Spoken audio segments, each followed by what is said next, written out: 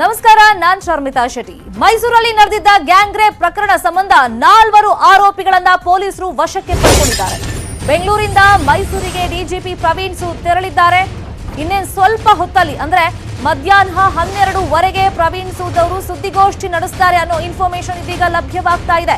ಆ ಸುದ್ದಿಗೋಷ್ಠಿಯಲ್ಲಿ ರೇಪ್ ಆರೋಪಿಗಳ ಬಂಧನದ ಬಗ್ಗೆ ಇನ್ಫಾರ್ಮೇಶನ್ ಕೊಡುವಂತ ನಿರೀಕ್ಷೆ ಇದೆ. ಮೈಸೂರಲ್ಲಿ ಡಿಜಿಪಿ ಪ್ರವೀಣ್ ಸೂದ್ ಸುದ್ದಿಗೋಷ್ಠಿ ನಡೆಸುವಂತ ನಿರೀಕ್ಷೆ ಇದೆ. 12:15 ಬಹುತೇಕ ಅವರು ಮಾತಾಡ್ತಾರೆ ಅನ್ನೋ ಇನ್ಫಾರ್ಮೇಶನ್ ಲಭ್ಯವಾಗಿದೆ. ಅಂದ್ರೆ ಈ ಆರೋಪಿಗಳನ್ನ ಹಿಡಿಯೋದಕ್ಕೆ ಪೊಲೀಸರ ಕಾರ್ಯಾಚರಣೆ ಹೇಗಿತ್ತು ಅದ್ರ ಬಗ್ಗೆ ಎಕ್ಸ್ಪ್ಲನೇಷನ್. ನಿನ್ನೆ ತಡರಾತ್ರಿ ತಮಿಳುನಾಡಿನಲ್ಲಿ ಈಗ 4 ಫಸ್ಟ್ ಶಂಕಿತರು ಅಂತಂದ್ರು, ಬಹುತೇಕ ಅವರೇ ಆರೋಪಿಗಳು ಅಂತ ಇವಾಗ ಹೇಳಲಾಗ್ತಾ ಇದೆ. ಹಾಗಾಗಿ ಪೊಲೀಸರ ಕಾರ್ಯಾಚರಣೆ ಯಾವ ತರ ಇತ್ತು, ಯಾವ ತರ ಇವರು ಸಿಕ್ಕಾಕೊಂಡಿದ್ರು, ಈ ಆರೋಪಿಗಳು ಏನಾದ್ರೂ ಸ್ಟೇಟ್ಮೆಂಟ್ ಕೊಟ್ಟಿರೋದನ್ನ ಬಹುಶಃ ಸುದ್ದಿಗೋಷ್ಠಿಯಲ್ಲಿ ಆಲ್ಮೋಸ್ಟ್ ಹೇಳೋ ಡೌಟು. ಯಾಕಂದ್ರೆ ಅವ್ರನ್ನ ಕೋರ್ಟಿಗೆ ಪ್ರೊಡ್ಯೂಸ್ ಮಾಡಬೇಕಾಗುತ್ತೆ, ಅಲ್ಲೆಲ್ಲ ವಿವರಣೆಯನ್ನ ಕೊಡಬೇಕಾಗುತ್ತೆ, ಇವರೇನೆಲ್ಲ ಸ್ಟೇಟ್ಮೆಂಟ್ ಕೊಟ್ಟಿದ್ದಾರೆ. ಬಟ್ ಬೇಸಿಕ್ ಆಗಿ ಒಂದಿಷ್ಟು ಕನ್ಫರ್ಮೇಶನ್ ಬೇಕಾಗುತ್ತೆ ಈಗ. ಯಾಕಂದ್ರೆ ರಾಜ್ಯಾದ್ಯಂತ ದೊಡ್ಡ ಮಟ್ಟದಲ್ಲಿ ಸುದ್ದಿಯಾದಂತ ಪ್ರಕರಣ ಇದು, ರಾಷ್ಟ್ರೀಯ ಮಟ್ಟದಲ್ಲೂ ಕೂಡ ಸುದ್ದಿ ಆಗಿದೆ. ಹಾಗಾಗಿ ಈ ಬಗ್ಗೆ ಒಂದಿಷ್ಟು ಅಫಿಷಿಯಲ್ ಆಗಿ ಮಾಹಿತಿ ಜೊತೆಗೆ ಕನ್ಫರ್ಮೇಶನ್ ಕೊಡುವಂತ ನಿರೀಕ್ಷೆಗಳಿದೆ. ಹಾಗಾಗಿ 12:30ಕ್ಕೆ ಪ್ರವೀಣ್ ಸೂದ್ ಅವರು ಸುದ್ದಿಗೋಷ್ಠಿಯಲ್ಲಿ ಮಾತನಾಡುವಂತ ನಿರೀಕ್ಷೆ ಇದೆ. ಇದೇ ವಿಚಾರವಾಗಿ ಮತ್ತಷ್ಟು ಮಾಹಿತಿಯನ್ನು ಕೊಡೋದಕ್ಕೆ ಫೋನ್ ಸಂಪರ್ಕದಲ್ಲಿ ಜಾಯ್ನ್ ಆಗಿದ್ದಾರೆ ನಮ್ಮ ರಿಪೋರ್ಟರ್ ಗಂಗಾಧರ್ ವಾಗಟ. ಆಲ್ಮೋಸ್ಟ್ ಅವರೇ ಆರೋಪಿಗಳು ಅಂತ ಮೇಲ್ನೋಟಕ್ಕೆ ಗೊತ್ತಾಗ್ತಾ ಇದೆ. ಬಟ್ ಕನ್ಫರ್ಮೇಶನ್ ಅಂದ್ರೆ ಅಫಿಷಿಯಲ್ ಆಗಿ ಪೊಲೀಸ್ ಡಿಪಾರ್ಟ್ಮೆಂಟ್ ಕಡೆಯಿಂದಲೇ ಅನೌನ್ಸ್ಮೆಂಟ್ ಆಗ್ಬೇಕಾಗುತ್ತೆ. ಈಗ 12:15 ಪ್ರೆಸ್ ಮೀಟ್ ಮಾಡೋದು ಕನ್ಫರ್ಮ್ ಆಗಿದೆಯಾ ಪ್ರವೀಣ್ ಸೂದ್ ಅವರು?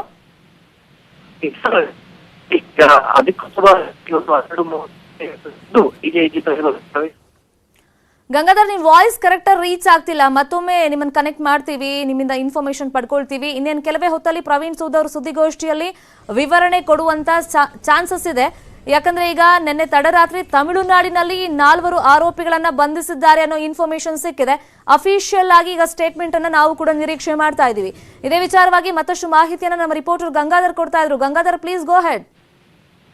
ಶರ್ಮಿತಾ ಶೆಟ್ಟಿ, ಈ ಒಂದು ಸಾಂಸ್ಕೃತಿಕ ನಗರಿಯನ್ನ ಬೆಚ್ಚಿಬಿಡಿಸುವಂತ ಈ ಗ್ಯಾಂಗ್ ರೇಪ್ ಪ್ರಕರಣ ಪೊಲೀಸರಿಗೆ ಒಂದು ದೊಡ್ಡ ಸವಾಲಾಗಿತ್ತು. ಹೀಗಾಗಿ 4 ದಿನಗಳಿಂದಲೂ ಕೂಡ ಇವರು ಆರೋಪಿಗಳ ಬೆನ್ನು ಕೂಡ ಸಂಜೆ ತಮಿಳುನಾಡಲ್ಲಿ 4 ಆರೋಪಿಗಳನ್ನ ವಶಕ್ಕೆ ತೆಗೆದುಕೊಂಡು ಗಂಟೆಗೆ ಬೆಳಿಗ್ಗೆ ನ್ಯೂಸ್ ನಾವು ಬ್ರೇಕ್ ಮಾಡಿದ್ವಿ. ಸದ್ಯ ಈ ಸಂಬಂಧಪಟ್ಟಂತೆ ಖುದ್ದಾಗಿ ಅಧಿಕೃತವಾಗಿ ಡಿಜಿ ಇರುವಂತಹ ಪ್ರವೀಣ್ ಸೂದ್ ಅದ್ರ ಬಗ್ಗೆ ಅಧಿಕೃತವಾಗಿ ಮಾಹಿತಿ ನೀಡೋಕೆ ಮುಂದಾಗಿದ್ದೆ. ಅದಕ್ಕೆ ಪತ್ರಿಕಾಗೋಷ್ಠಿಯನ್ನು ಗಂಗಾಧರ್, ನೀವು ವಾಯ್ಸ್ ಕರೆಕ್ಟ್ ಆಗಿ ರೀಚ್ ಆಗ್ತಾ ಇಲ್ಲ, ಏನೋ ನೆಟ್ವರ್ಕ್ ಸಮಸ್ಯೆ ಅಂತ ಕಾಣಿಸುತ್ತೆ. ಮತ್ತೊಮ್ಮೆ ಇನ್ಫಾರ್ಮೇಶನ್ ಅನ್ನ ಪಡ್ಕೊಳ್ತೀವಿ. ಈಗ ಬೆಳಿಗ್ಗೆನೆ ನಾವು ಈ ಸುದ್ದಿಯನ್ನ ಬ್ರೇಕ್ ಮಾಡಿದ್ವಿ. ಅಂದ್ರೆ ಶಂಕಿತರನ್ನ ವಶಕ್ಕೆ ಪಡ್ಕೊಂಡಿದ್ದಾರೆ ಅಂತ, ಬಹುತೇಕ ಅವರೇ ಆರೋಪಿಗಳು ಅನ್ನೋದು ಮೇಲ್ನೋಟಕ್ಕೆ ಗೊತ್ತಾಗ್ತಾ ಇದೆ. ಬಟ್ ಇವಾಗ ಪೊಲೀಸರ ಕಡೆಯಿಂದ ಅಧಿಕೃತವಾಗಿ ಈ ಬಗ್ಗೆ ಒಂದು ಪ್ರಕಟಣೆನೋ ಅಥವಾ ಸುದ್ದಿಗೋಷ್ಠಿಯಲ್ಲಿ ಹೇಳೋದು ಅದ್ರ ನಿರೀಕ್ಷೆ ಇದೆ. ನೋಡ್ಬೇಕಾಗುತ್ತೆ. 12:15 ಡಿಜಿಪಿ ಪ್ರವೀಣ್ ಸೂದ್ ಅವರು ಸುದ್ದಿಗೋಷ್ಠಿಯಲ್ಲಿ ಇದ್ರ ಬಗ್ಗೆ ವಿವರಣೆಯನ್ನ ಕೊಡ್ತಾರೆ ಅಂತ ನಾವು ಕೂಡ ಎಕ್ಸ್ಪೆಕ್ಟ್ ಮಾಡ್ತಾ ಇದ್ದೀವಿ. ಅದ್ರ ಬಗ್ಗೆ ನಿರೀಕ್ಷೆ ಇದೆ. ಇನ್ನೇನು ಕೆಲವೇ ನಿಮಿಷಗಳಲ್ಲಿ ಇವಾಗ ಹೇಳ್ಬೋದು ಅಂತ ಕಾಣಿಸುತ್ತೆ. ನೋಡೋಣ ಈಗ ಆರೋಪಿಗಳನ್ನ ಹಿಡಿಯೋದಕ್ಕೆ ಕಾರ್ಯಾಚರಣೆ ಯಾವ ತರ ನಡೀತು, ಮತ್ತೆ ಆರೋಪಿಗಳು ಯಾವ ತರ ತಲೆ ಮರೆಸ್ಕೊಂಡಿದ್ರು, ಯಾವ ಕಾರಣಕ್ಕೋಸ್ಕರ ಈ ತರ ಮಾಡಿದ್ರು. ಸೊ ಇದೆಲ್ಲದ್ರ ಬಗ್ಗೆ ಅವರು ಬಹುಶಃ ಮಾತಾಡುವಂತ ನಿರೀಕ್ಷೆ ಇದೆ. ಸಿಎಂ ಭೇಟಿ ಮಾಡಿದ ಮೇಲೆ ಕೆಕೆ ಗೆಸ್ಟ್ ಹೌಸ್ಗೆ ಹೋಗಿದ್ದಾರೆ ಅರಗ ಜ್ಞಾನೇಂದ್ರ. ಫೋನ್ ನಲ್ಲಿ ನಿರಂತರವಾಗಿ ಚರ್ಚೆಯನ್ನ ಮಾಡ್ತಾ ಇದ್ದಾರೆ, ಫೋನ್ ನಲ್ಲೇ ಬ್ಯುಸಿ ಆಗಿದ್ದಾರೆ. ನಿರಂತರವಾಗಿ ಅಧಿಕಾರಿಗಳಿಂದ ಮಾಹಿತಿಯನ್ನ ಪಡ್ಕೊಳ್ತಾ ಇದ್ದಾರೆ ಗೃಹ ಸಚಿವರು. ಮೈಸೂರು ಗ್ಯಾಂಗ್ ರೇಪ್ ಸಂಬಂಧ ಮಾಹಿತಿಯನ್ನ ಸಂಗ್ರಹ ಮಾಡ್ತಾ ಇದ್ದಾರೆ. ಅಧಿಕಾರಿಗಳೊಂದಿಗೆ ನಿರಂತರವಾಗಿ ಸಂಪರ್ಕದಲ್ಲಿ ಅರಗ ಜ್ಞಾನೇಂದ್ರ ಇದ್ದಾರೆ. ಮುಂದಿನ ತನಿಖೆ ಕುರಿತಂತೆ ಮಾಹಿತಿಯನ್ನ ಸಂಗ್ರಹ ಮಾಡ್ತಾ ಇದ್ದಾರೆ. ಈಗ ಒಂದ್ಸತಿ ಬೆಳಿಗ್ಗೆ ಮಾತಾಡುವಾಗ ಅವರೇ ಹೇಳಿದ್ರು, ಇನ್ನೊಂದು 2 ಅವರ್ಸ್ ಟೈಮ್ ಕೊಡಿ, ಇನ್ ಡೀಟೇಲ್ ನಿಮ್ಮ ಮುಂದೆ ನಾನು ಮಾಹಿತಿಯನ್ನ ಕೊಡಿಸ್ತೀನಿ, ಇಲ್ಲ ನಾನೇ ಕೊಡ್ತೀನಿ ಅಂತ ಅವ್ರು ಹೇಳಿದ್ರು. ಸೊ ಇದೀಗ ಬಹುತೇಕ ಡಿಜಿಪಿ ಅವರೇ ಸುದ್ದಿಗೋಷ್ಠಿಯನ್ನ ಮಾಡಿಬಿಟ್ಟು ಇದ್ರ ಬಗ್ಗೆ ಇನ್ಫಾರ್ಮೇಶನ್ ಕೊಡುವಂತ ನಿರೀಕ್ಷೆ ಇದೆ. ಅದು 12:15 ಅಂತ ನಾವೆಲ್ಲ ಎಕ್ಸ್ಪೆಕ್ಟ್ ಮಾಡ್ತಾ ಇದ್ದೀವಿ. ಇನ್ನೊಂದು ಕಡೆ ಗೃಹ ಸಚಿವರು ಇವತ್ತು ಬೆಳಿಗ್ಗೆ ಸಿಎಂ ಮೀಟ್ ಮಾಡಿದ್ರು, ಅಲ್ಲೊಂದಿಷ್ಟು ಮಾಹಿತಿಯನ್ನ ಕೊಟ್ಟು ಬಂದ್ರು. ಅದಾದ್ಮೇಲೆ ಕೆಕೆ ಗೆಸ್ಟ್ ಹೌಸ್ಗೆ ಹೋಗಿದ್ದಾರೆ. ಸೊ ಈಗ ಫೋನ್ ನಲ್ಲಿ ಕಂಟಿನ್ಯೂಸ್ ಆಗಿ ಬ್ಯುಸಿ ಇದ್ದಾರೆ. ನೋಡಿ, ಇನ್ನೂ ವಿವರ ಬರಲಿ. ಸುಮಾರು 2 ಗಂಟೆ ಒಳಗೆ ನಮಗೆ ಡೀಟೇಲ್ ನಿಮಗೆ ಸಿಗೋ ಹಂಗೆ ಮಾಡ್ತೀನಿ. ದಯವಿಟ್ಟು ನೋಡಿ, ಅದನ್ನು ನಾನು ಯಾರೋ ಹೇಳ್ತಾರೆ ಅಂತ ನಾನು ಹೇಳಲಿಕ್ಕೆ ಬರೋದಿಲ್ಲ. ಕರೆಕ್ಟಾಗಿ ಪೊಲೀಸ್ ವರದಿ ಬರ್ತದೆ, ಇಲ್ಲ ಪೊಲೀಸ್ ತಿಳಿಸ್ತಾರೆ, ಇಲ್ಲ ನಾನು ತಿಳಿಸ್ತೀನಿ. 2 ಗಂಟೆ ಒಳಗಾಗಿ ನಿಮಗೆ ಡೀಟೇಲ್ ಹೇಳ್ತೀನಿ. Thank you. ಅಷ್ಟೇ. ಇನ್ನು ಆರೋಪಿಗಳನ್ನ ವಶಕ್ಕೆ ಪಡೆಯಲಾಗಿದೆ. ಮುಂದೆ ತನಿಖೆಯ ಹಾದಿ ಹೇಗಿರುತ್ತೆ, ಏನೆಲ್ಲ ವಿಚಾರಗಳು ಇಲ್ಲಿ ಮಹತ್ವವನ್ನ ಪಡೆದುಕೊಳ್ತಾವೆ. ಸೊ ಈ ಬಗ್ಗೆ ನಿವೃತ್ತ ಪೊಲೀಸ್ ಅಧಿಕಾರಿ ಬಸವರಾಜ್ ಮಾಲಗತ್ತಿ ಅವರು ಮಾಹಿತಿ ಕೊಟ್ಟಿದ್ದಾರೆ. ನ್ಯೂಸ್ 18 ಜೊತೆ ಮಾತನಾಡ್ತಾ ಕೇಳಿಸ್ಕೊಳ್ಳಿ. ಮೊದಲು ಇವ್ರದ್ದು ಹೇಳಿಕೆ ತಗೊಂಡಿರ್ತಾರೆ, ವಿಕ್ಟಿಮ್ದು ಮತ್ತು ವಿಟ್ನೆಸ್ ಇದಲ್ಲ ಇಬ್ಬರು ಹುಡುಗಂದು, ಅವ್ರಿಬ್ಬರದ್ದು ಹೇಳಿಕೆ ತಗೊಂಡಿರ್ತಾರೆ. ಅವ್ರಿಬ್ಬರ ಕಡೆಯಿಂದನೂ ಪೋರ್ಟ್ರೇಟ್ ಮಾಡಿಸ್ಕೊಂಡಿರ್ತಾರೆ. ಪೋರ್ಟ್ರೇಟ್ ಅಂದ್ರೆ ಈ ಚಿತ್ರ ತೆಗೆದಿರ್ತಾರೆ, ಅವ್ರು ಹೇಗಿದ್ದಾರೆ ಅಂತ ಅನ್ನೋದ್ ಬಗ್ಗೆ ರೇಖಾಚಿತ್ರ ತೆಗೆದಿರ್ತಾರೆ. ಅದಕ್ಕ ಟ್ಯಾಲಿ ಮಾಡಿ ನೋಡ್ತಾರೆ. ಆ ನಂತರ ಅವ್ರನ್ನ ಪರೇಡ್ ನಲ್ಲಿ ಐಡೆಂಟಿಫಿಕೇಶನ್ ಪರೇಡ್ ಮಾಡಿಸ್ತಾರೆ. ಒಂದ್ ಇಂಟರ್ವ್ಯೂ ಆಗ್ಬಿಡ್ತೀನಿ. ಈಗ ಹೆಂಗಿದ್ರು ಟೆಕ್ನಾಲಜಿ ಬೇರೆ ಇಂಪ್ರೂವ್ ಆಗಿರೋದ್ರಿಂದ ಅವ್ರು ಬಂಧಿಸಿದಂತ ಸಂದರ್ಭದಲ್ಲಿ ಆ ಯುವಕನಿಗೆ ಬೇಕಿದ್ರೆ ವಿಡಿಯೋ ಕಾಲ್ ಮಾಡ್ಬಿಟ್ಟು ಕನ್ಫರ್ಮ್ ಮಾಡ್ಕೊಂಡಿರ್ಬೋದೇನೋ. ಅದು ಹಾಗೆ ಪ್ರೊಸೀಜರ್ ಇಲ್ಲ. ಈಗ ಅದು ಮ್ಯಾಜಿಸ್ಟ್ರೇಟ್ ಎದುರುಗಡೆನೆ ಮಾಡಬೇಕಾಗ್ತದೆ. ಇವ್ರು ವಿಡಿಯೋ ಕಾಲ್ದಾಗ ಐಡೆಂಟಿಫೈ ಮಾಡಕ್ ಹಂಗ ಆಗುದಿಲ್ಲ. ಅದು ಮ್ಯಾಜಿಸ್ಟ್ರೇಟ್ ಮೇಲೆ ಡಿಪೆಂಡ್. ಅವ್ರೇನಾದ್ರು ಅದಕ್ಕೆ ಪರ್ಮಿಷನ್ ಕೊಟ್ರೆ ಅದನ್ನ ಮಾಡಬಹುದು. ಆ ನಂತರ ಈ ಹುಡುಗಿ ಕಡೆಯಿಂದ ಅವ್ರು ರಿಜಿಸ್ಟರ್ ಮಾಡಿರ್ತಾರಲ್ಲ, ರೇಪ್ ಮಾಡುವಾಗ ಈಕಿ ಪ್ರೊಟೆಸ್ಟ್ ಮಾಡಿರ್ತಾಳೆ. ಪ್ರೊಟೆಸ್ಟ್ ಮಾಡುವಾಗ ಮೈ ಕೈ ಪರಿಚಿರ್ತಾಳೆ ಅವ್ರದ್ದೆಲ್ಲ. ಪರಿಚಿದ ಮೇಲೆ ಅದು ಉಗುರ್ನಲ್ಲಿ ಅವ್ರದ್ದು ಮಾಂಸ ತುಂಡು ಸಿಕ್ಕಿರ್ತದೆ ಒಳಗಡೆ. ಆ ಉಗುರನ್ನ ಟೆಸ್ಟಿಗೆ ಕಳಿಸ್ತಾರೆ. ಮೆಡಿಕಲ್ ಟೆಸ್ಟ್ ಮಾಡುವಾಗ ಅದನ್ನ ಪ್ರಿಸರ್ವ್ ಮಾಡಂತ ಕಳಿಸ್ತಾರೆ. ಆ ಪ್ರಿಸರ್ವ್ ಮಾಡಿದ್ದ ಈ ಮೋಸ ತುಂಡು ಯಾರು ಆರೋಪಿ ಇದು ಅಂತ ಹೇಳುದು ಅದನ್ನು ಟೆಸ್ಟಿ FS ಅಲ್ಲಿ ಕಳಿಸ್ತಾರೆ. ಸೊ ಇದು ಪ್ರೊಸೀಜರು. ಆ ನಂತರ ಅವರು ರೇಪ್ ಮಾಡಿದ್ರೆ ರೇಪ್ ಮಾಡ್ಲಿಕ್ಕೆ ಅವಳು ವಿಕ್ಟಿಮ್ ಇದ್ರಲ್ಲಿ ಏನಾದ್ರು PB ಕೇರ್ ಇವ್ರದ್ದು ಏನಾದ್ರು ಬಿದ್ದಿದೆಯಾ ಅಂತ ಅನ್ನೋದ್ ಬಗ್ಗೆ ಐಡೆಂಟಿಫೈ ಮಾಡಿಸ್ತಾರೆ. ಅಕಸ್ಮಾತ್ PB ಕೇರ್ ಬಿದ್ದಿದ್ದು ಅವ್ರು ಸೀಸ್ ಮಾಡಿದ್ರೆ ಅವರು PB ಕೇರ್ ಅನ್ನ ಪ್ರಿಸರ್ವ್ ಮಾಡಿ ಅದು ಇದಕ್ಕೆ ಟ್ಯಾಲಿ ಮಾಡಿ ಇದು ಯಾರ್ದು ಅಂತ ಅನ್ನೋದು ಅದು FS ಅಲ್ಲಿ ಕಳಿಸುವಂತ ಪ್ರೊಸೀಜರ್ ಮಾಡ್ತಾರೆ. ಆ ನಂತರ ಇವ್ರಿಗೆ ರೇಪ್ ಆದಾಗ ಆ ಸಮನ್ ಗಿಮನ್ ಬಗ್ಗೆ ಏನಾದ್ರು ಬಿದ್ದಿದೆಯಾ ಅಂತ ಅದ್ರ ಬಗ್ಗೆ ಚೆಕ್ ಮಾಡಿಸ್ತಾರೆ. ಆ ಸಮನ್ ಏನಾದ್ರು ಇದ್ರೆ ಅದು ಯಾರು ಸಮನ್ ಅಂತ ಅದು ಟೆಸ್ಟ್ ಮಾಡಿಸ್ತಾರೆ. ಆಮೇಲೆ ಸಂಬಂಧದಲ್ಲಿ ಏನಾದ್ರು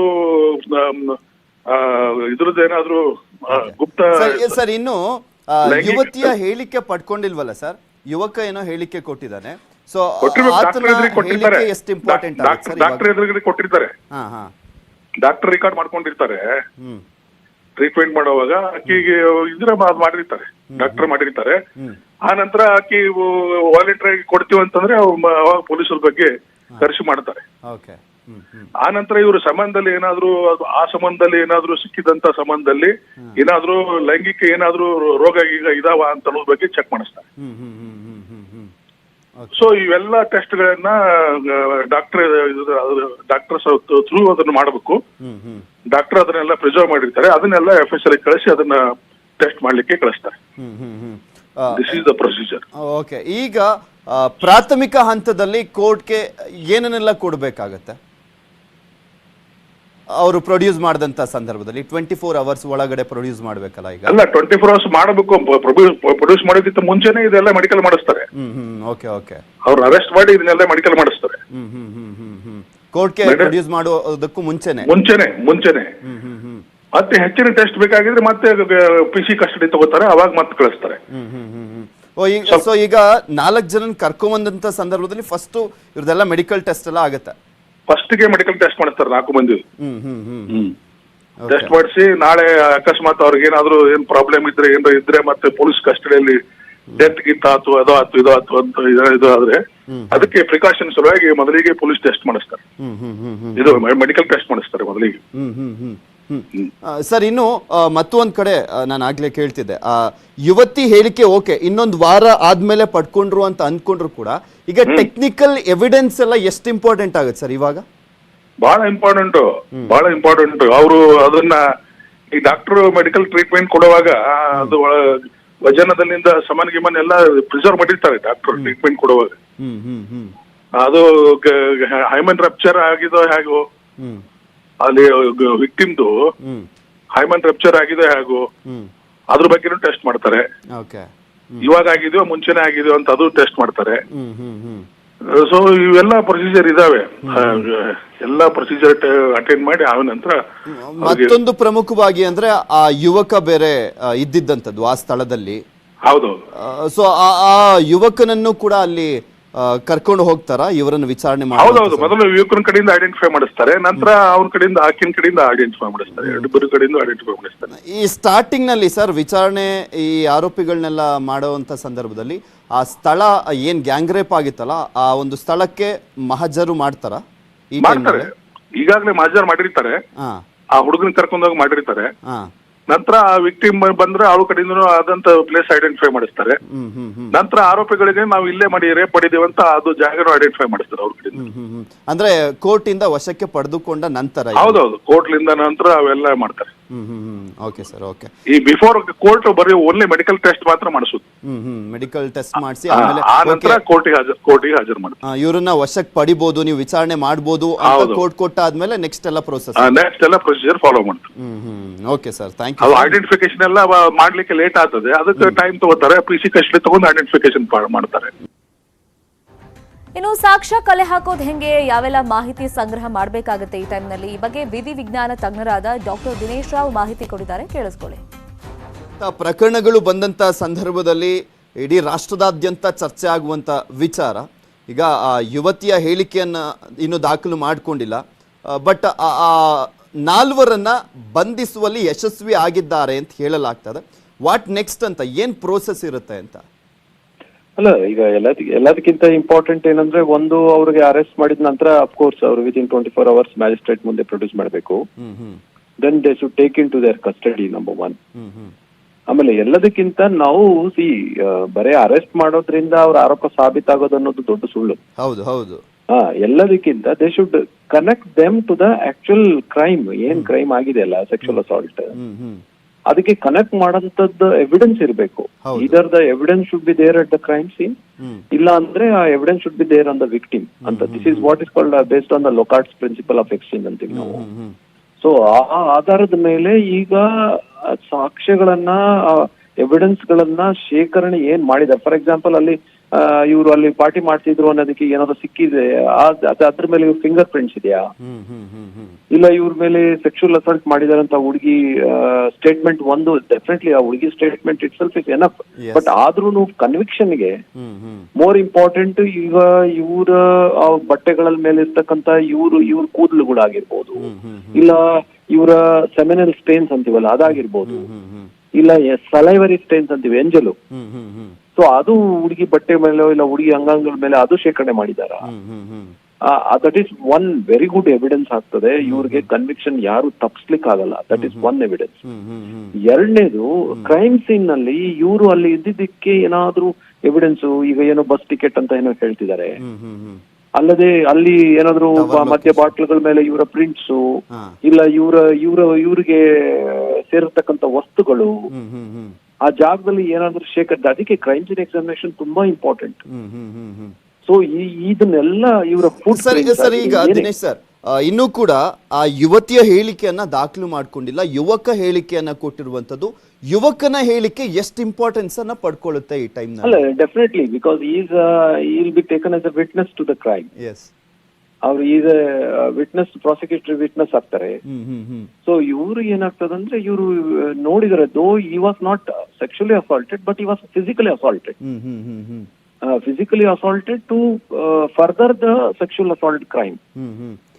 ಈಗ ನಮ್ಮ ಪೊಲೀಸರು ಯಾವ ರೀತಿಯಾಗಿ ತನಿಖೆ ಮಾಡ್ತಿದಾರಲ್ಲ ಸರ್, ಇವರನ್ನು ಬಂಧಿಸುವಂತ ನಿಟ್ಟಿನಲ್ಲಿ ಎಷ್ಟು ಚುರುಕಾಗಿ ಬಂಧಿಸುವಂತ ನಿಟ್ಟಿನಲ್ಲಿ ತುಂಬಾ ಜಾಗರೂಕರಾಗಿದ್ರು, ಅದೇ ರೀತಿಯಾಗಿ ಇದನ್ನ ಪ್ರೂವ್ ಮಾಡುವಂತ ನಿಟ್ಟಿನಲ್ಲಿ ಅಷ್ಟರ ಮಟ್ಟಿಗೆ ಇವರು ಎಫರ್ಟ್ ಅನ್ನ ಹಾಕಿದ್ರೆ ಮಾತ್ರ ಈ ಒಂದು ಕೇಸ್ಗೆ ನ್ಯಾಯ ಒದಗಿಸಿದಂತಾಗುತ್ತೆ.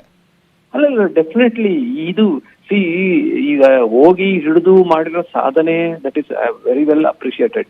ಬಟ್ ಎಲ್ಲದಕ್ಕಿಂತ ಸಾಧನೆ ಇವ್ರಿಗೆ ಶಿಕ್ಷೆ, ಕನ್ವಿಕ್ಷನ್ ಕೊಡ್ಸೋದೇ ದೊಡ್ಡ ಸಾಧನೆ ಯಾವುದೇ ಕ್ರೈಮ್ ನಲ್ಲಿ. ಅಂತದ್ರಲ್ಲಿ ಇದು ಯಾವ ರೀತಿ ಮಾಡ್ತಾರೆ, ಬರೇ ಸ್ಟೇಟ್ಮೆಂಟ್ ಇಂದ ಹೋಗೋದು, ವಿಟ್ನೆಸ್ ಸ್ಟೇಟ್ಮೆಂಟ್ಸ್ ಹೋಗೋದು, ಇವತ್ತು ಹೇಳ್ತಾರೆ 1 ವರ್ಷ ಆದ್ಮೇಲೆ ಬೇರೆ ಹೇಳ್ತಾರೆ.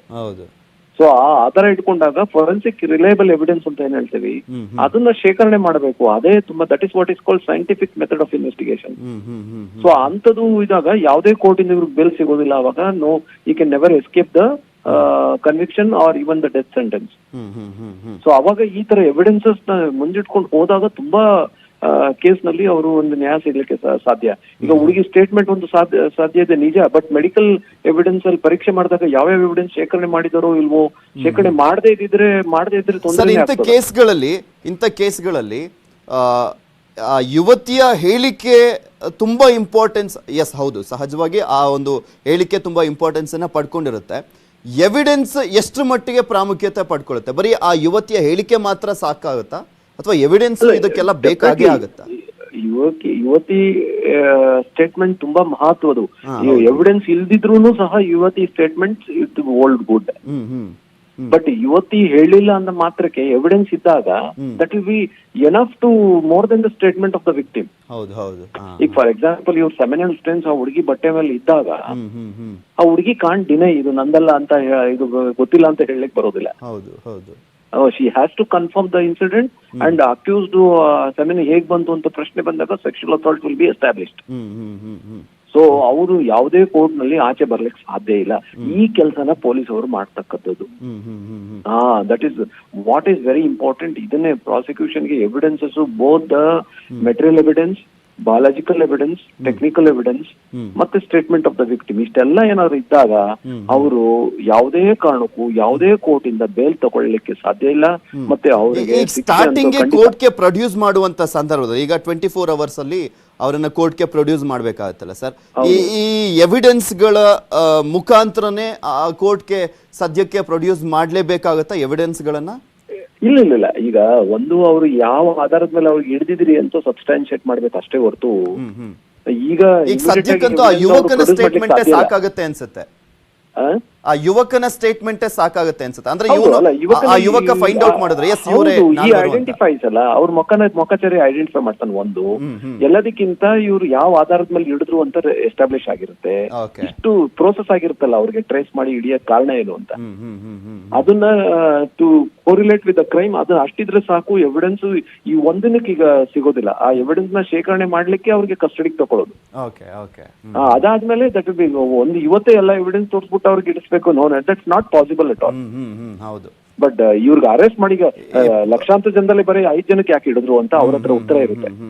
ಸೊ ಅದನ್ನ ಪ್ರಾಥಮಿಕವಾಗಿ ಏನ್ ಕೊಡಬಹುದು ಸ್ವಲ್ಪ ಮಟ್ಟಿಗಾದ್ರೂ ಆ ಸ್ಟೇಟ್ಮೆಂಟ್ ಗಳ ಮುಖಾಂತರನಾದ್ರೂ ಇವ್ರಿಗೆ ಸದ್ಯಕ್ಕಂತೂ ಅಲ್ಲಲ್ಲ. ಹೌದು, ಈಗ ಅವ್ರಿಗೆ ಟು ಅರೆಸ್ಟ್ ಮಾಡಕ್ ಹೋಗಿದ ಪ್ರೋಸೆಸ್ ಇದೆ ನೋಡಿ, ಅದು based on some reliable evidence or reliable statement of the witnesses. ಆ ಆಧಾರದ ಮೇಲೆ ಅವ್ರಿಗೆ ಇಟ್ಟಿರ್ತಾರೆ. ಬಟ್ ಅವ್ರು ಅರೆಸ್ಟ್ ಮಾಡಿದಾಗ ನಾವು ಮಾಡಿಲ್ಲ ಅಂತ ಹೇಳ್ಕೋಬಹುದು. ಅದನ್ನ ಎಸ್ಟಾಬ್ಲಿಷ್ ಮಾಡಿದೆ ಬೇಸ್ಡ್ ಆನ್ ದ ಎವಿಡೆನ್ಸಸ್. ಇನ್ನು ಮೈಸೂರು ಗ್ಯಾಂಗ್ ರೇಪ್ ಪ್ರಕರಣದ ವಿಚಾರವಾಗಿ ಕೃತ್ಯ ಎಸಗಿದವರ ಮೇಲೆ ಕ್ರಮವನ್ನ ಕೈಗೊಳ್ಳಲಾಗುತ್ತೆ ಅಂತ ಉನ್ನತ ಶಿಕ್ಷಣ ಸಚಿವ ಡಾಕ್ಟರ್ ಅಶ್ವಥ್ ನಾರಾಯಣ್ ಹೇಳಿಕೆಯನ್ನ ಕೊಟ್ಟಿದ್ದಾರೆ.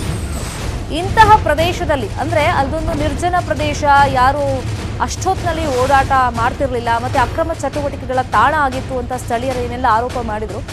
ಅಂತಹ ಪ್ರದೇಶಗಳಲ್ಲಿ ಮಾನಿಟರಿಂಗ್ ವ್ಯವಸ್ಥೆ ಹೆಚ್ಚು ಮಾಡಬೇಕಾಗುತ್ತೆ, ಡ್ರೋನ್ ವ್ಯವಸ್ಥೆ ಮಾಡಬೇಕು ಅಂತ ಉನ್ನತ ಶಿಕ್ಷಣ ಸಚಿವ ಡಾಕ್ಟರ್ ಅಶ್ವಥ್ ನಾರಾಯಣ್ ಹೇಳಿಕೆಯನ್ನ ಕೊಟ್ಟಿದ್ದಾರೆ.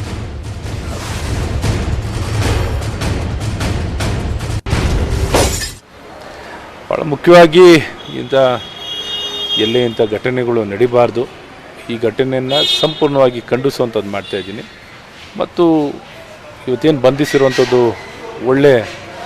ಇವತ್ತು ಕ್ರಮವನ್ನು ವಹಿಸುವಂಥದ್ದಾಗಿದೆ. ಭಾಳ ಒಳ್ಳೆಯ ಸಂದೇಶ ಕೊಟ್ಟಂತಾಗಿದೆ.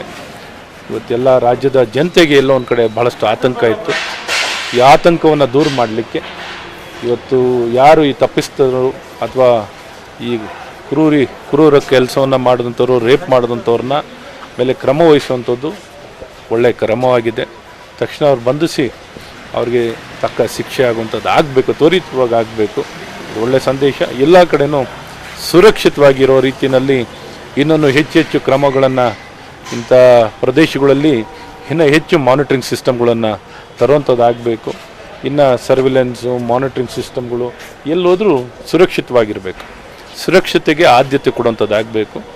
ಆ ಮೂಲಕ ಇವತ್ತು ಚಾಮುಂಡಿ ಬೆಟ್ಟ ಅಂತ ಒಂದು ಪುಣ್ಯ ಸ್ಥಳದಲ್ಲಿ ಇಂಥ ಪರಿಸ್ಥಿತಿಗಳು ಬಂದಾಗ ತಪ್ಪಾಗುತ್ತೆ. ಇದನ್ನು ಸರಿಪಡಿಸಲಿಕ್ಕೆ ಏನೆಲ್ಲ ಕ್ರಮಗಳನ್ನು ವಹಿಸಬೇಕು, ಸರ್ವಿಲೆನ್ಸು, ಡ್ರೋನ್ಸ್ಗಳನ್ನೆಲ್ಲ ಬಳಕೆ ಮಾಡೋಂಥದ್ದಾಗಬೇಕು. ಇಲ್ಲೆಲ್ಲ ಇಂಥ ಕಡೆಗಳಲ್ಲಿ ಡ್ರೋನ್ಸ್ ಬಳಕೆ ಮಾಡಿದ್ರೆ ಹಾಗೆ ಇಂಥ ಎಲ್ಲ ಯಾರೇ ಕುಡಿಯೋದು, ಇನ್ನೊಂದು ಕೂತ್ಕೊಳ್ಳುವಂಥದ್ದು ಅಂಥ ಪುಣ್ಯ ಸ್ಥಳದಲ್ಲಿ ಆಗುವಂಥದ್ದು ಆಗಬಾರ್ದು. ಹಾಗಾಗಿ ಮುಂದಿನ ದಿನದಲ್ಲೂ ಇನ್ನು ನಮ್ಮ ಸ್ನೇಹಿತರು ಮಾತಾಡಿ ಇನ್ನಲ್ಲೂ ಜಿಲ್ಲಾಡಳಿತಕ್ಕೆ ಮಾತಾಡಿ ಮತ್ತು ಸಂಬಂಧಪಟ್ಟ ಮುಜರಾಯಿ ಇಲಾಖೆಯವ್ರಿಗೂ ಮಾತಾಡಿ ಅಲ್ಲೇನು ಉತ್ತಮವಾಗಿ ನಿರ್ವಹಣೆಯನ್ನು ಆಗಬೇಕಾಗಿದೆಯೋ ಅಂತ ಒಂದು ಪುಣ್ಯ ಸ್ಥಳ, ಎಲ್ಲರೂ ಎದುರು ನೋಡುವಂಥ ಸ್ಥಳವಾಗಿರೋ ಕಾರಣ ಇನ್ನು ಉತ್ತಮವಾಗಿ ನಿರ್ವಹಣೆ ಮಾಡುವಂಥದ್ದು ಮತ್ತು ಕಾನೂನು ಸುವ್ಯವಸ್ಥೆಗಳನ್ನು ಇನ್ನೂ ಹೆಚ್ಚಿಸ್ಕೊಳ್ಳುವಂಥ ಎಲ್ಲವನ್ನೂ ಮಾಡಿ ಜನರಿಗೆ ವಿಶ್ವಾಸ ಮೂಡಿಸುವಂಥ ಎಲ್ಲ ಕೆಲಸಗಳು ಆಗುತ್ತೆ. ಕೊರೋನಾ ಜಾಗೃತಿ ಬಗ್ಗೆ ನ್ಯೂಸ್ 18 ನೆಟ್ವರ್ಕ್, ಫೆಡರಲ್ ಬ್ಯಾಂಕ್ ಸಹಯೋಗದೊಂದಿಗೆ ಇಡೀ ದೇಶದಾದ್ಯಂತ ಅಭಿಯಾನವನ್ನ ಮಾಡಲಾಗ್ತಾ ಇದೆ. ಇದರ ಮುಂದುವರೆದ ಭಾಗವಾಗಿ ವಾಟ್ಸ್ಆಪ್ ಮೂಲಕ ಕೂಡ ನೀವು ಪರಿಹಾರವನ್ನು ಕಂಡುಕೊಳ್ಳಬಹುದು. ಕೊರೋನಾ ಗೊಂದಲದ ನಿಮ್ಮ ಪ್ರಶ್ನೆಗಳಿಗೆ ಉತ್ತರ ಇಲ್ಲಿದೆ. ಸ್ಯಾನಿಟೈಸರ್ ಬಳಸುವುದು ಅಪಾಯಕಾರಿನಾ? ಲಸಿಕೆ ಹಾಕಿಸ್ಕೊಂಡ್ರೆ ಡಿಎನ್ಎ ಬದಲಾಗುತ್ತಾ? ಇಂಥ 10 ಹಲವು ಪ್ರಶ್ನೆಗಳಿಗೆ ವಾಟ್ಸ್ಆಪ್ ಮೂಲಕವೇ ಉತ್ತರವನ್ನ ಪಡ್ಕೊಳ್ಬಹುದಾಗುತ್ತೆ. ಇದಕ್ಕೆ ನೀವು ಮಾಡಬೇಕಾಗಿರೋದಿಷ್ಟೇ 7977773753 ಈ ನಂಬರ್ಗೆ ನಿಮ್ಮ ಡೌಟ್ ಏನಂತ ಸೆಂಡ್ ಮಾಡಿ. ಇದೇ ವಾಟ್ಸ್ಆಪ್ ನಂಬರಿಂದ ನಿಮಗೆ ಉತ್ತರ ಬರುತ್ತೆ. ಇದಿಷ್ಟೆಲ್ಲ ಹೆಚ್ಚಿನ ಮಾಹಿತಿಗಾಗಿ ನಿಮ್ಮ ಸ್ಕ್ರೀನ್ ಮೇಲೆ ಡಿಸ್ಪ್ಲೇ ಆಗ್ತಿದೆಯಲ್ಲ ವೆಬ್ಸೈಟ್, ಅದಕ್ಕೆ ಲಾಗಿನ್ ಆಗಿ ನಿಖರ ಉತ್ತರವನ್ನ ಪಡೆಯಿರಿ. ಮತ್ತಷ್ಟು ಸುದ್ದಿ ನೋಡೋಣ ಬ್ರೇಕ್ ಆದ್ಮೇಲೆ.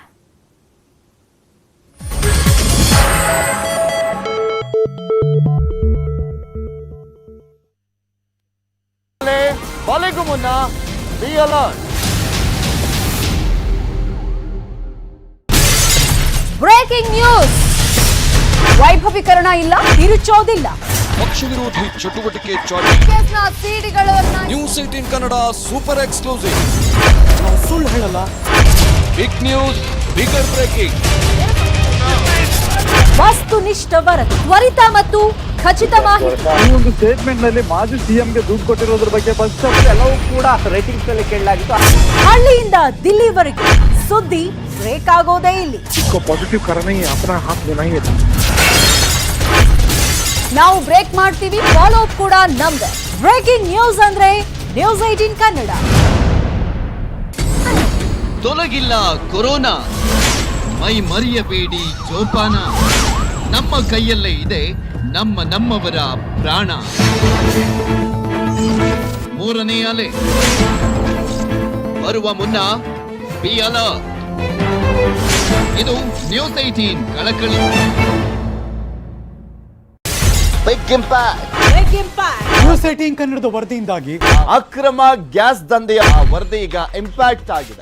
ವಶಕ್ಕೆ ಅಕ್ರಮಗಳಿಗೆ ಬ್ರೇಕ್, ನೊಂದವರ ಪಾಲಿನ ಭರವಸೆ. ಕೊರೋನಾ ಕಾಲದ ಅತಿ ದೊಡ್ಡ expo with oxygen.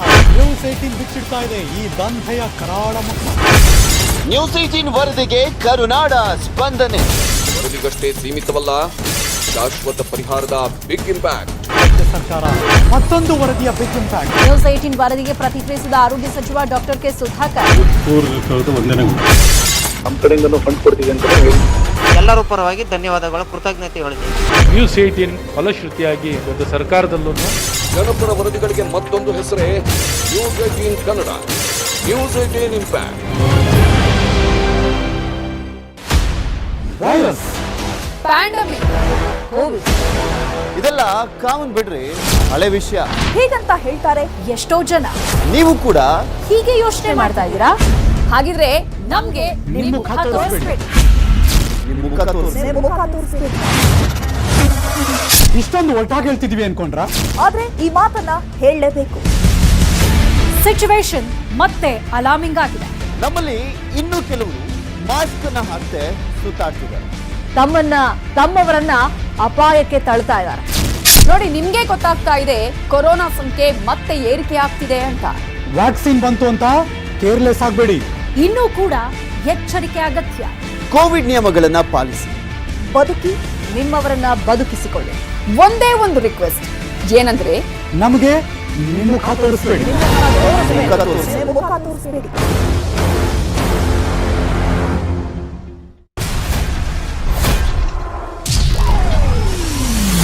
High voltage mega politics.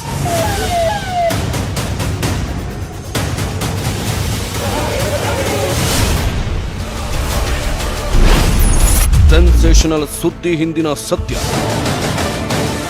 24 hours ಆದ್ರೂ ನಮಗೆ ನ್ಯಾಯ ಇನ್ನೂ ಕೊಟ್ಟಿಲ್ಲ ಅಂದ್ರೆ ಇಲ್ಲೇ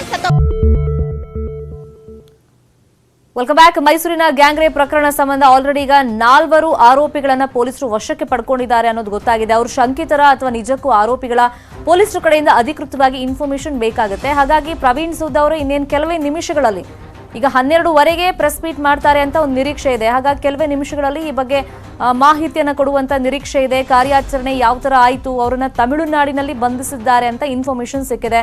ಅದು ನಿಜಾನಾ? ಮತ್ತೆ ಪೊಲೀಸರು ಕಾರ್ಯಾಚರಣೆ ಜೊತೆಯಲ್ಲಿ ಆ ಆರೋಪಿಗಳು ಯಾವ ಕಾರಣಕ್ಕೋಸ್ಕರ, ಅಂದ್ರೆ ಮೋಟಿವೇಶನ್ ಏನ್ ಇತ್ತು ಅಲ್ಲಿ, ಅಂದ್ರೆ ಮದ್ಯಪಾನ ಮಾಡಿದ್ರಾ ಅಥವಾ ಏನಾದ್ರು ಡ್ರಗ್ಸ್ ತಗೊಂಡಿದ್ರಾ, ಸೊ ಅದರಿಂದಾನೇ ಈ ತರ ಮಾಡಬೇಕು ಅಂತ ಅವ್ರಿಗೆ ಏನಾದ್ರು ಅನ್ನಿಸ್ತಾ? ಸೊ ಈ ಎಲ್ಲ ವಿಚಾರವಾಗಿ ಒಂದಿಷ್ಟು ಬೇಸಿಕ್ ಇನ್ಫಾರ್ಮೇಶನ್ ಕೊಡುವಂತ ನಿರೀಕ್ಷೆಗಳಿದೆ. ಇದ್ರ ಜೊತೆಯಲ್ಲಿ ಈಗ ಯುವತಿ ಕಡೆಯಿಂದ ಸ್ಟೇಟ್ಮೆಂಟ್ ಇನ್ನು ಮುಂದಿನ ವಾರ ಪಡ್ಕೊಳ್ಳುವಂತ ನಿರೀಕ್ಷೆಗಳಿದೆ. ಯಾಕಂದ್ರೆ ಅವ್ರ ಪೋಷಕರೀಗ ಆಲ್ರೆಡಿ ಅವರನ್ನು ಕರ್ಕೊಂಡು ಆಸ್ಪತ್ರೆಯಿಂದ ಡಿಸ್ಚಾರ್ಜ್ ಮಾಡಿ ಬೇರೆ ರಾಜ್ಯಕ್ಕೆ ತೆರಳಿದ್ದಾರೆ ಅನ್ನೋ ಇನ್ಫಾರ್ಮೇಶನ್ ಕೂಡ ಇದೆ. ಆದರೆ ಪೊಲೀಸರು ಆ ಯುವತಿಯ ಹೇಳಿಕೆ ಇಂಪಾರ್ಟೆಂಟ್ ಆಗುತ್ತಿಲ್ಲ ಅಂತಲ್ಲ, ಬಟ್ ಈ ಕೇಸಲ್ಲಿ ಈಗ ಅವ್ರ ಇನ್ವೆಸ್ಟಿಗೇಷನ್ ಈಗ ಟೆಕ್ನಿಕಲ್ ಎವಿಡೆನ್ಸ್ ಇರ್ಬೋದು ಮತ್ತೆ ಬೇರೆ ಬೇರೆ ಆ್ಯಂಗಲ್ಗಳಿಂದ ನಡೆಸಿದ್ರಿಂದ ಈಗ ತಮಿಳುನಾಡಿನಲ್ಲಿ ನಿನ್ನೆ ರಾತ್ರಿನೇ ತಡರಾತ್ರಿ 4 ಆರೋಪಿಗಳನ್ನ ಬಂಧಿಸಿ ಕರ್ಕೊಂಡ್ಬಂದು ಅಜ್ಞಾತ ಸ್ಥಳದಲ್ಲಿ ವಿಚಾರಣೆಯನ್ನ ಮಾಡಿದ್ದಾರೆ. ಬಹುತೇಕ ಅವರೇ ಆರೋಪಿಗಳು ಅನ್ನೋದು ಮೇಲ್ನೋಟಕ್ಕೆ ಗೊತ್ತಾಗ್ತಾ ಇದೆ. ಬಟ್ ಪೊಲೀಸರು ಈ ಬಗ್ಗೆ ಅಧಿಕೃತವಾಗಿ ಸ್ಟೇಟ್ಮೆಂಟ್ ಕೊಡಬೇಕಾಗತ್ತೆ. ಹಾಗಾಗಿ ಇನ್ನೇನು ಕೆಲವೇ ನಿಮಿಷ, ಅಂದ್ರೆ 12ವರೆಗೆ ಪ್ರವೀಣ್ ಸೂದ್ ಅವರೇ ಪ್ರೆಸ್ ಮೀಟ್ ಅಲ್ಲಿ ಈ ಎಲ್ಲ ವಿಚಾರಗಳನ್ನ ತಿಳಿಸುವಂತ ನಿರೀಕ್ಷೆ ಇದೆ. ನಾವು ಕೂಡ ಎದುರು ನೋಡ್ತಾ ಇದ್ದೀವಿ. ಈಗ ನೋಡೋಣ, ಯಾಕಂದ್ರೆ ನಿನ್ನೆ ಅವರು ಮಾತಾಡ್ತಾ ಹೇಳ್ತಾ ಇದ್ರು ಒಂದು ಕೇಸ್ ಯಶಸ್ವಿಯಾಗಿ ನಾವು ಭೇದಿಸಿದ್ದೀವಿ ಅಂತ. ರಾಬರಿ ಕೇಸ್, ಮೈಸೂರಲ್ಲೇ ನಡೆದಂತ ರಾಬರಿ ಕೇಸ್ ಬಗ್ಗೆ ಇನ್ಫಾರ್ಮೇಶನ್ ಕೊಟ್ಟರು ನಿನ್ನೆಯ ಪ್ರೆಸ್ ಮೀಟ್ ಅಲ್ಲಿ. ಇನ್ನು ರೇಪ್ ಕೇಸ್ ಬಗ್ಗೆ ಅಷ್ಟಾಗಿ ಇನ್ ಡೀಟೇಲ್ ಅವ್ರು ನಿನ್ನೆ ಹೇಳಿಲ್ಲ. ಯಾಕಂದ್ರೆ ಎವಿಡೆನ್ಸ್ಗಳಿರ್ಬೋದು ಮತ್ತೆ ಅವ್ರ ತನಿಖೆ ಯಾವ ಹಾದಿಯಲ್ಲಿ ಸಾಗ್ತಿದೆ ಅದೆಲ್ಲ ತನಿಖಾ ಹಂತದಲ್ಲಿ ಹೇಳಕ್ ಬರಲ್ಲ ಅನ್ನೋ ವಿಚಾರವನ್ನ ಹೇಳಿದ್ರು. ಬಟ್ ಇವತ್ತು ಗೃಹ ಸಚಿವರು ಮಾತಾಡುವಾಗ ಸಕ್ಸಸ್ ಅನ್ನೋ ಪದವನ್ನ ಯೂಸ್ ಮಾಡಿದ್ದಾರೆ. ಹಾಗಾಗಿ ಸಕ್ಸಸ್ ಅಂತಂದ್ರೆ ಆರೋಪಿಗಳೀಗ ಸಿಕ್ಕಿದ್ದಾರೆ, ಅವರೇ ಆರೋಪಿಗಳ 4 ಜನ ಅಥವಾ ಇನ್ನೂ ಸುಮಾರು ಜನ ಇರ್ಬೋದಾ? ಯಾಕಂದ್ರೆ 5 ರಿಂದ 6 ಜನ ಅಂತೆಲ್ಲ ಆ ಯುವತಿಯ ಸ್ನೇಹಿತ ಸ್ಟೇಟ್ಮೆಂಟ್ ಕೊಡೋ ಸಂದರ್ಭದಲ್ಲಿ ಹೇಳಿದ್ದ ಅಂತ ಹೇಳ್ತಿದ್ರು. ಬಟ್ ಈ 4 ಜನ ಈ ಕೃತ್ಯವನ್ನ ಮಾಡಿದಾರಾ ಅಥವಾ 6 ಜನ ಇದ್ರೆ ಇನ್ನಿಬ್ರು ಆರೋಪಿಗಳು ಎಲ್ಲಿ ಹೋದ್ರು? ಈ ತರ ಸಹಜವಾಗಿ ಹಲವು ಚರ್ಚೆಗಳಾಗ್ತಿತ್ತು. ಎಸ್, ಈಗ ಪ್ರವೀಣ್ ಸೂದ್ ಅವರು ಬಂದಿದ್ದಾರೆ. ಇನ್ನೇನು ಕೆಲವೇ ಸೆಕೆಂಡ್ಗಳಲ್ಲಿ ಸುದ್ದಿಗೋಷ್ಠಿಯಲ್ಲಿ ಮಾತಾಡ್ತಾರೆ. ಏನೆಲ್ಲ ಇನ್ಫಾರ್ಮೇಶನ್ ಕೊಡ್ತಾರೆ ಅನ್ನೋ ಕುತೂಹಲ ನಮಗೂ ಕೂಡ ಇದೆ. ನೋಡೋಣ.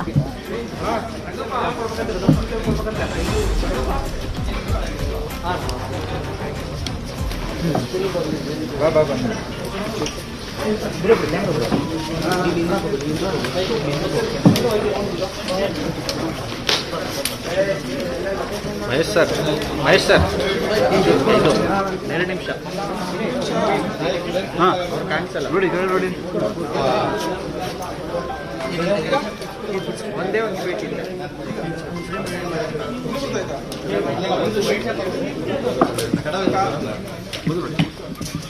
ಇಲ್ಲ.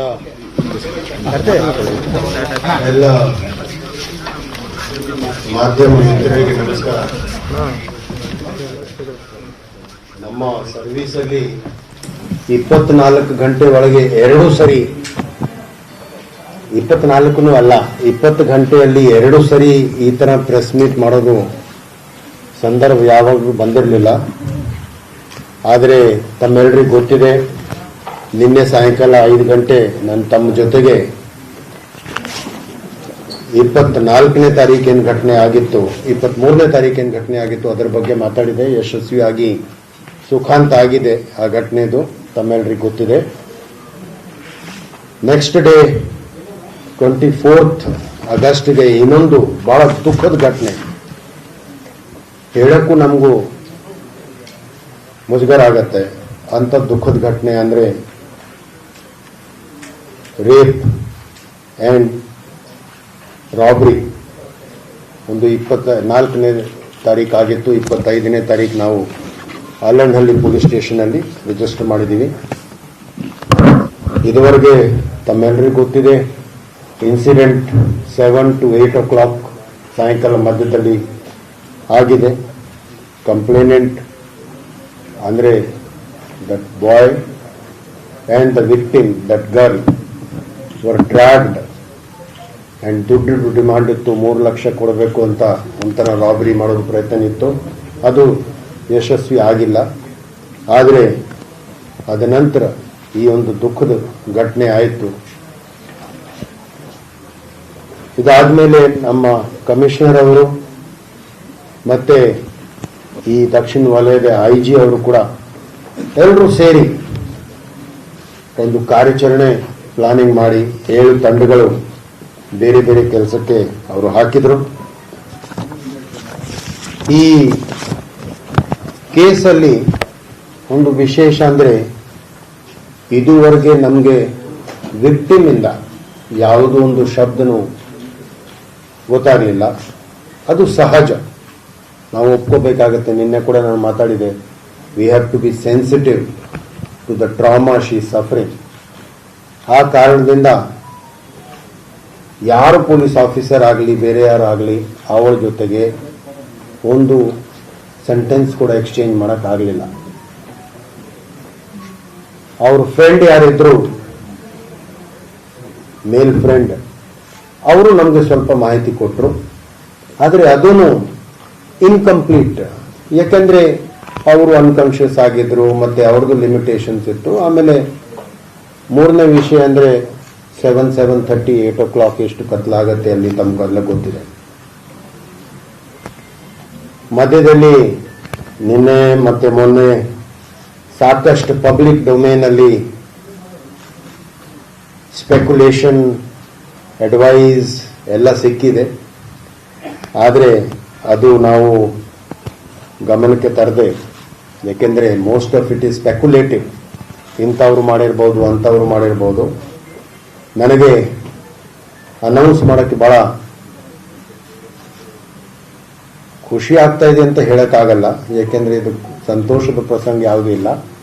But I want to announce that ಈ ಕೇಸಲ್ಲಿ 5 ಮಂದಿಗೆ ನಾವು ಅರೆಸ್ಟ್ ಮಾಡಿದ್ದೀವಿ. ಈ 5 ಮಂದಿ ಯಾರು? ಅಗೇನ್ ಹೈಕೋರ್ಟ್ ಆರ್ಡರ್ ತಕ್ಕಂತೆ ನಾವು ಜಾಸ್ತಿ ಡೀಟೇಲ್ಸ್ ನಮ್ಗೆ ಕೊಡಕ್ಕೆ ಬರಲ್ಲ. ಆದರೆ these 5 people are all belonging to Tirupur in Tamil Nadu. ಆವಾಗ ಮೈಸೂರು ಸಿಟಿಗೆ ಬರ್ತಿದ್ರು. ಅವರು basically labour class workers, wiring ಮಾಡಿದವರು, ಕಾರ್ಪೆಂಟ್ರಿ ಮಾಡಿದವರು, ಡ್ರೈವರ್ಸ್. ಒಬ್ರು 7th ಕ್ಲಾಸ್ ಓದಿದ್ದಾರೆ, ಒಬ್ರು 8th ಕ್ಲಾಸ್ ಓದಿದ್ದಾರೆ, ಒಬ್ರು ಓದಿಲ್ಲ, ಒಬ್ರು ಜುವೆನೈಲ್ ಕೂಡ ಇದ್ದಾರೆ, 17 year ಏಜ್. ಬಟ್ ಕನ್ಫರ್ಮ್ ಮಾಡಬೇಕಾಗತ್ತೆ. ಇದು ನಾವು ಹೇಳ್ತಾ ಇರೋದು ಬಹಳ ಪ್ರಿಲಿಮಿನರಿ ಇಂಟ್ರೋಗೇಷನ್ ಮೇಲೆ. ನಾವು ಆಕ್ಚುಲಿ ನಮಗೆ ಬಿಟ್ಟರೆ ನಾವು ಇನ್ನೂ 24 hours ಇನ್ನೂ ಇಂಟ್ರೋಗೇಷನ್ ಮಾಡಿ ತಮಗೆ ತಿಳಿಸ್ಬೇಕಿತ್ತು. ಬಟ್ ನಮ್ಗೆ ಗೊತ್ತಿದೆ ತಮ್ಮ ಕಂಪಲ್ಷನ್ಸ್. ಸೊ ಪ್ರಿಲಿಮಿನರಿ ಇನ್ಫಾರ್ಮೇಶನ್ ಪ್ರಕಾರ ಒಬ್ರು ಜುವೆನೈಲ್ ಇದ್ದಾರೆ, 17 years, but subject to confirmation. ಆದರೆ ತಮಗೆ ಗೊತ್ತಿದೆ, ಈಗ ಜುವೆನೈಲ್ ಆಕ್ಟ್ ಅಲ್ಲಿ ಕೂಡ ಸ್ವಲ್ಪ ಬದಲಾವಣೆ ಬಂದಿವೆ. ಹಿಂದೆ ಜುವೆನೈಲ್ ಡೆಫಿನೇಷನ್ ಏನಿತ್ತು ಅಂದ್ರೆ ಲೆಸ್ ದನ್ 18 years. ಈಗ ನಿರ್ಭಯ ಕೇಸ್ ಆದ್ಮೇಲೆ ಜುವೆನೈಲ್ದು ಒಂದು ಡೆಫಿನೇಷನ್ ಚೇಂಜ್ ಆಗಿದೆ with respect to serious cases. ಯಾವಾಗ ಒಂದು ಬಹಳ ಸೀರಿಯಸ್ ಕೇಸ್ ಇದ್ರೆ, ಸೀರಿಯಸ್ ಕ್ರೈಮ್ ಇದ್ರೆ, ಅದರಲ್ಲಿ beyond 16 also they will be trialled by the court as usual, isn't it? So ಅವ್ರದ್ದು, ಬಟ್ ನಾವು ಏಜ್ ಕನ್ಫರ್ಮ್ ಮಾಡಿದ ನಂತರ ವೆದರ್ ರೆಗ್ಯುಲರ್ ಕೋರ್ಟ್ಗೆ ಅವರು ಟ್ರಯಲ್ ಆಗತ್ತೆ ಅಥವಾ ಜುವೆನೈಲ್ ಕೋರ್ಟ್ಗೆ ಕಳಿಸ್ಬೇಕಾಗತ್ತೆ, ಅದು ನಾವು ಪರಿಶೀಲನೆ ಮಾಡ್ತೀವಿ. ಇವರು ಕೆಲವು ಸರಿ ಯಾವುದೋ ಒಂದು 2 ಕೆಲಸಕ್ಕೋಸ್ಕರ ಮೈಸೂರು ಸಿಟಿಗೆ ಬರ್ತಿದ್ರು. ಬಂದಾಗ ಹೋಗೋದು ಮುಂಚೆ ಸ್ವಲ್ಪ ಕುಡಿಯೋದು, ಪಾರ್ಟಿ ಮಾಡೋದು ಅಭ್ಯಾಸ ಇತ್ತು. ಆ ದಿವಸ ಅವರು ಅಲ್ಲಿ ಇದ್ರು. ಮುಂದೆ ಏನಾಯಿತು ಅದು ಎಲ್ಲ ತಮಗೆ ಗೊತ್ತಿದೆ. I want to congratulate my team and also thank all of you. ತಾವು ಭಾಳ ಪೇಷನ್ಸಿಂದ ಇಂಥ ಘಟನೆಗಳು ಇನ್ವೆಸ್ಟಿಗೇಟ್ ಮಾಡೋಕ್ಕೆ, ಪತ್ತೆ ಮಾಡೋಕ್ಕೆ ಸ್ವಲ್ಪ ಟೈಮ್ ಬೇಕಾಗತ್ತೆ. ಭಾಳ ಸರಿ ನಾವು ಕೇಳ್ತೀವಿ 24 hours ಆಯಿತು ಅರೆಸ್ಟ್ ಆಗಿಲ್ಲ, 48 hours ಆಯಿತು ಅರೆಸ್ಟ್ ಆಗಿಲ್ಲ. ನನಗೆ ಗೊತ್ತಿದ್ರೆ ಯಾರಿದ್ದಾರೆ ಅರೆಸ್ಟ್ ಮಾಡೋದು 24 hours, ಯಾಕೆ ನಾವು 4 hours ವೇಟ್ ಮಾಡೋದಿಲ್ಲ. ಮತ್ತೆ ಇಂಥ blind case where only source has been technical and scientific evidence, technical and scientific clues. So ಇದಕ್ಕಿಂತ ಜಾಸ್ತಿ ಇನ್ವೆಸ್ಟಿಗೇಟಿವ್ ಡೀಟೇಲ್ಸ್ ಹೇಳೋದು ಈಗ ಸೂಕ್ತಿಲ್ಲ. ನಮ್ಮ team actually led by Pratap Reddy, ADG law and order, ಅವರು 4 ದಿವಸದಿಂದ ಇಲ್ಲೇ ಇದ್ದಾರೆ. ಮತ್ತು ಚಂದ್ರಗುಪ್ತ್, ನಮ್ಮ IG southern range Praveen Pawar, Pradeep Gunti DCP law and order, and Geetha DCP crime, and of course ನಮ್ಮ SP ಚೇತನ್, ಎರಡು ಟೀಮ್ ಆಗಿ 2 ಕೇಸಸ್ ಅಲ್ಲಿ ಟೀಮ್ ಆಗಿ ಕೆಲಸ ಮಾಡಿ ಪತ್ತೆ ಮಾಡಿದ್ದಾರೆ. ನಾನು ಈ ಕೇಸ್ ಡಿಟೆಕ್ಷನ್ ಬಗ್ಗೆ ಜಸ್ಟ್ 5 ಮಿನಿಟ್ಸ್ ಮುಂಚೆ ಸನ್ಮಾನ್ಯ ಗೃಹ ಸಚಿವರಿಗೂ ಹೇಳಿದಾಗ ಅವರು ಹೇಳಿದರು, ಫಸ್ಟ್ ನಮ್ಮ ಕಡೆಯಿಂದ ಈ ಟೀಮ್ಗೂ ಕೂಡ 5 ಲಕ್ಷ ರೂಪಾಯಿ ರಿವಾರ್ಡ್ ನೀವು ಘೋಷಣೆ ಮಾಡಿ ಅಂತ. ಅದಕ್ಕೆ ಅವರು ಹೇಳಿದಾಗೆ ನಿನ್ನೆ ಒಂದು 5 ಲಕ್ಷ ರೂಪಾಯಿ ಬೇರೆ ಕೇಸಲ್ಲಿ ರಿವಾರ್ಡ್ ಅನೌನ್ಸ್ ಮಾಡಿದೆ. ಈ ಕೇಸಲ್ಲಿ ಕೂಡ 5 ಲಕ್ಷ ರೂಪಾಯಿ ರಿವಾರ್ಡ್ ಅನೌನ್ಸ್ ಮಾಡ್ತಾ ಇದ್ದೀನಿ. ಆದರೆ ರಿವಾರ್ಡ್ ಮುಖ್ಯ ಅಲ್ಲ, ಅದು ಇನ್ಸಿಡೆಂಟಲ್. ಇದು ಡಿಟೆಕ್ಷನ್ ನಾವು ರಿವಾರ್ಡ್ಗೋಸ್ಕರ ಯಾರು ಮಾಡಲ್ಲ. This is just to keep their morale. Thank you. Anything. ಕೆಲವು ಜನರದ್ದು ಕ್ರಿಮಿನಲ್ ಬ್ಯಾಕ್ಗ್ರೌಂಡ್ ಇದೆ, ಆದರೆ ನಾವು ಇನ್ನೂ ಡೀಪ್ ಆಗಿ ವೆರಿಫೈ ಮಾಡಬೇಕಾಗತ್ತೆ. See, lot of investigation need to be done. ಇನ್ನು ನಾವು ಅವ್ರಿಗೆ ಕರ್ಕೊಂಡು ಇಲ್ಲಿ ಸಿಟಿಗೆ ಕರ್ಕೊಡೋದು ಸಾಧ್ಯ ಆಗಲಿಲ್ಲ, ಯಾಕೆಂದ್ರೆ ಫುಲ್ ನೈಟ್ ಆಪರೇಷನ್ ನಡೀತಿತ್ತು. ಬಟ್ ಕ್ರಿಮಿನಲ್ ಬ್ಯಾಕ್ಗ್ರೌಂಡ್ ಅಂದ್ರೆ ಸಣ್ಣ ಪುಟ್ಟ ಕೇಸಸ್ ಅಲ್ಲೇ ತಮಿಳುನಾಡುವಲ್ಲಿ ಮಾಡಿದ್ದಾರೆ ಅಂತ ನಮಗೆ ಅನಿಸ್ತದೆ. ಬಟ್ ಖಚಿತವಾಗಿ ಕೆಲವು ದಿವಸ ನಂತರ ತಮಗೆ ಹೇಳ್ತೀವಿ. ರೆಗ್ಯುಲರ್ ಅಂದ್ರೆ ಅವರು ಅಲ್ಲೇ ಕೆಲಸ ಮಾಡೋದು. ನಾನು ಹೇಳಿದಾಗೆ ಒಬ್ರು ಕಾರ್ಪೆಂಟರ್ ಇದ್ದಾರೆ, ವೈರಿಂಗ್ ಇದ್ದಾರೆ, ಡ್ರೈವರ್ ಇದ್ದಾರೆ. ಡ್ರೈವರ್ ಬಂದಾಗ ಈ ಕೆಲವು ಸರಿ ಬಂಡಿಪಾಳ್ಯಗೆ ಬರ್ತಾರಲ್ಲ, ತರಕಾರಿ ತಗೊಂಡು ಬರ್ತಾರೆ. ಬಂಡಿಪಾಳ್ಯ APMC ಅಲ್ಲಿ ಬರ್ತಾರೆ, ತರಕಾರಿ ತಗೊಂಡು ಅಥವಾ ಟೊಮ್ಯಾಟೊ ತಗೊಂಡು ಆಲೂಗಡ್ಡೆ ತಗೊಂಡು ಏನ್ ಬರ್ತಾರೆ. ಸೊ ಅವ್ರ ಜೊತೆ ಫ್ರೆಂಡ್ಸ್ನು ಬಂದ್ಬಿಡ್ತಾರೆ. ಆಟೋದಲ್ಲಿ ತಂದ್ರೆ, ಗಾಡಿಯಲ್ಲಿ ತಂದ್ರೆ, ಹೋಗೋದು ಮುಂಚೆ ಸ್ವಲ್ಪ ಪಾರ್ಟಿ ಮಾಡಿಕೊಂಡು ಹೋಗ್ತಿದ್ರು. ಈ ಸರಿ ಹೋಗೋದು ಮುಂಚೆ ಇಂಥ ಒಂದು ಜಘನ್ಯ ಅಪರಾಧ ಮಾಡಿ ಹೋಗಿದ್ದಾರೆ. ಅದಕ್ಕೆ ಅವ್ರಿಗೆ ನಾವು ಹಿಡಿದಿದ್ದೀವಿ.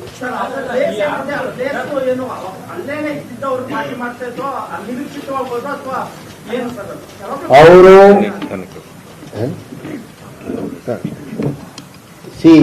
ನಾನು ಮೊದಲೇ ಹೇಳಿದೆ, ಇದುವರೆಗೆ ನಾವು ಅವ್ರಿಗೆ ಡಿಟೇಲ್ ಆಗಿ ಇಂಟ್ರೋಗೇಷನ್ ಮಾಡೋಕ್ಕಾಗಲಿಲ್ಲ. ಪ್ರಿಲಿಮಿನರಿ ಇಂಟ್ರೋಗೇಷನ್ ಮಾತ್ರ ಮಾಡಿದ್ದೀವಿ. ಇನ್ಫಾರ್ಮೇಶನ್ ನಮ್ಗೆ ಏನಿದೆ ಅಂದ್ರೆ ಅಲ್ಲೇ ಸುತ್ತಮುತ್ತ ಏರಿಯಾದಲ್ಲಿ ಎಲ್ಲಿಂದ ನಡ್ಕೊಂಡು ಬಂದ್ರು, ಅಲ್ಲಿ ರಸ್ತೆಯಲ್ಲಿ ರೆಸ್ಟ್ ತಗೊಳ್ತಿದ್ರು ಅಥವಾ ಏನ್ ಮಾಡ್ತಿದ್ರು ಅಥವಾ ಪಾರ್ಟಿ ಮಾಡ್ತಿದ್ರು, ಈಗ ಹೇಳಕ್ ಕಷ್ಟ ಆಗುತ್ತೆ. ಇನ್ವೆಸ್ಟಿಗೇಷನ್ ಕಂಪ್ಲೀಟ್ ಆಗದಂತೆ ನಾವು ತಮಗೆ ತಿಳಿಸ್ತೇವೆ.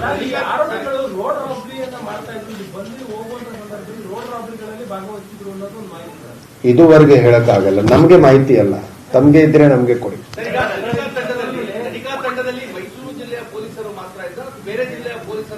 ಇಲ್ಲ, Mysuru city and southern range, ದಕ್ಷಿಣ ವಲಯ ಎಲ್ಲರೂ ಸೇರಿ ಟೀಮ್ ಮಾಡಿದ್ದಾರೆ. ಇದು ಇಂಥ ಕೇಸ್ ಡಿಟೆಕ್ಷನ್ ಮಾಡುವಾಗ ಸಿಟಿ ಅವರು, ರೂರಲ್ ಅವರು, ಹಾಸನ್ ಅವರು ಏನು ವ್ಯತ್ಯಾಸ ಇಲ್ಲ. ಎಲ್ಲರೂ ಸೇರಿ ಕೆಲಸ ಮಾಡಿದ್ದಾರೆ. 6 ಜನ ಇದ್ದಾರೆ. ಒಬ್ರು absconding, one among the 5. Yes, ಹೌದು, ಪೊಲೀಸ್ ಕಸ್ಟಡಿ ತಗೊಳ್ತೀವಿ. ನೋ, ನಾವು ಇಲ್ಲಿಂದ ಹಿಡಿದಿದ್ವಿ ಆಫ್ಟರ್ ದ ಇನ್ಸಿಡೆಂಟ್ ಮೈಸೂರಿಗೆ. ಅದು ನಾವು ನೋಡ್ಬೇಕಾಗತ್ತೆ. ಅದು ನಾವು ಎಲ್ಲ ಈಗಲೇ ಹೇಳಕ್ಕಾಗಲ್ಲ. ಸ್ವಲ್ಪ ಕೆಲಸ ನಾವು ಕೋರ್ಟಲ್ಲಿ ಹೇಳಬೇಕಾಗುತ್ತೆ. We don't know. ನಾವು ಇಂಟ್ರೋಗೇಷನ್ ಮಾಡಿದ್ಮೇಲೆ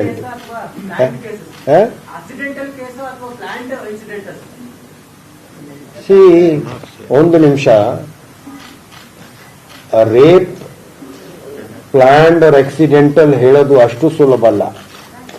ಇಟ್ ಈಸ್ ಅ ಕೋಇನ್ಸಿಡೆನ್ಸ್. ಅವರು ಅಲ್ಲಿ ಇದ್ರು, ಹುಡುಗ ಹುಡುಗಿ ಅಲ್ಲಿ ಇದ್ರು. ಈಗ ಅವ್ರಿಗೆ ಗೊತ್ತಿತ್ತು ಅದಕ್ಕೆ ಅಲ್ಲಿ ಬಂದಿದ್ದಾರೆ ಅಥವಾ ಆಕ್ಸಿಡೆಂಟ್ಲಿ ಅಲ್ಲಿ ಸಿಕ್ಕಿದ್ರು, ಈ ಸ್ಟೇಜ್ ಅಲ್ಲಿ ಹೇಳೋದು ಕಷ್ಟ ಆಗತ್ತೆ ಮತ್ತೆ ತಪ್ಪಾಗತ್ತೆ. ಆದ್ರೆ ಕ್ರಿಮಿನಲ್ ಪಾಯಿಂಟ್ ಆಫ್ ವ್ಯೂ ಇಂದ ರೇಪ್ ಮಾಡೋದಕ್ಕೆ ಆಕ್ಸಿಡೆಂಟ್ ಏನು ಇರೋದಿಲ್ಲ. ರೇಪ್ ಇಸ್ ಅ ರೇಪ್ ಆಗಿರ್ಬಹುದು, ಬಟ್ ಈಗ ಹೇಳೋದು ಕಷ್ಟ ಆಗುತ್ತೆ.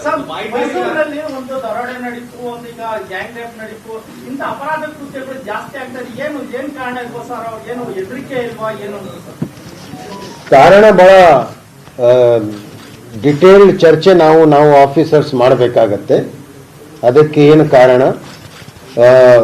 ಒಂದು ಕಾರಣ ಇರಲಿಕ್ಕೆ ಇಲ್ಲ, ಸುಮಾರು ಕಾರಣ ಇರಬಹುದು. But in the end